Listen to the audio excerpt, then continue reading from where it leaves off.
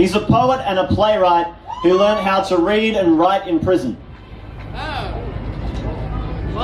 He was the first Aboriginal man to graduate from the University of Technology, Sydney in 1988, and at his graduation ceremony, he went up on stage wrapped in the Aboriginal flag.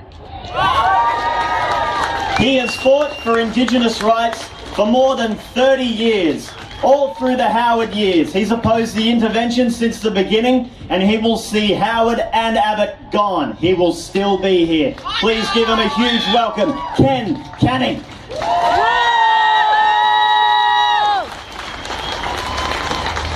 Thank you very much. My niece is here today, Larisha Jerome. Beautiful young girl, to say the sage with me. Give her a big hand.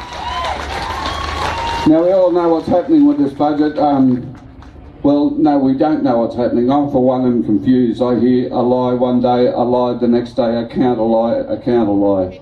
This government itself doesn't know what it's doing. It'll tell you different stories every day. Now we're getting into fear campaigns now. But from an Aboriginal point of view, we have no friends in Parliament. We on either side of politics, and I make no bones about this. When the $534 million budget cuts were announced, they started straight away. They didn't have to go through the Senate, they didn't have to go through the House. The cuts were straight away. It took 4 weeks for Shorten to make a statement. It's like politically we are an afterthought in our own country. This is not good enough. This is not good enough for any of the politicians. And this angers me that there is not a political voice in this country talking about the cuts that have been made, talking about the intervention. No, people do not know what's happening in the intervention. The political machinery controls the media.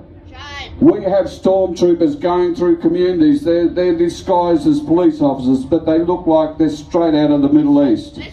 They are terrorising children that are preschool era. Borroloola, I can talk on their behalf because the elders give me permission. They have the MacArthur River, which has sulphur running down on it, and parts of it they have permanent fires on the river. There are people there who suffer constant nosebleed, eye infection and ear infections. The mining companies are surrounding Borroloola waiting for that community to die so they can go and mine it. Now, this mine was shut many years ago. The first piece of legislation that was signed by Peter Garrett was to reopen that mine. This is why I say in Parliament we have no friends. Now we need, and I am glad to see what's happening here because I do not like for 1 minute that creep called Abbott. He is the worst. I'm 62. He is the worst person beside Bioki Peterson that I've had to fight against. This man has claimed to be the PM of Aboriginal people. He selected a committee who are so dysfunctional they don't even talk to each other. And the only person he talks to is Warren Mundine, who I don't count. Now this man, he can't even govern his own people. What's he doing for us? Nothing. What has he said in recent speeches? The defining moment of Australia was when the first fleet arrived here. That wasn't very defining for our people. And we have enough good-hearted non-Aboriginal people around Australia now that that's all lies. And we know how today we have an era where we can live together, but we don't need to base it on the lies of this man. A couple of weeks before that, he says there were very few people in this country, or it was uninhabited. Well, Tony Abbott, who am I? Who am I? I'm a proud Bidjara man. We've been here for over 60,000 years. Look, here's a message for Scott Morrison. It reads, border protection, protecting our borders for 60,000 years BC, before Cook. Those who like that, see me later. I'll tell you where you can buy it. Now, some of these fund cuts have been affecting our people straight away, not just in the Central Desert region.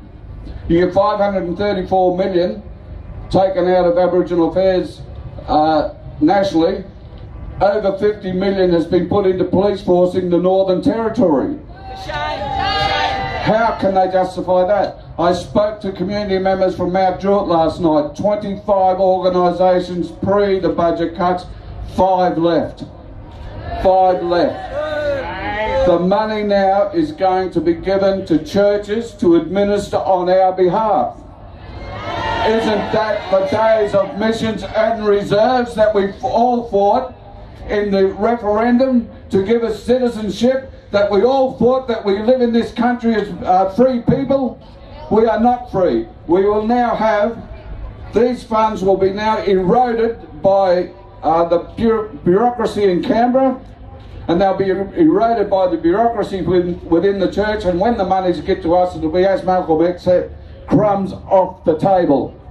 Now, it's time that we kept this voice loud and clear. We've kept it with the other government. I say keep it with the next government, with their Liberal and Labor. Keep them honest. Because one thing I know from the Bjarke-Petersen era, he put the bar down that low.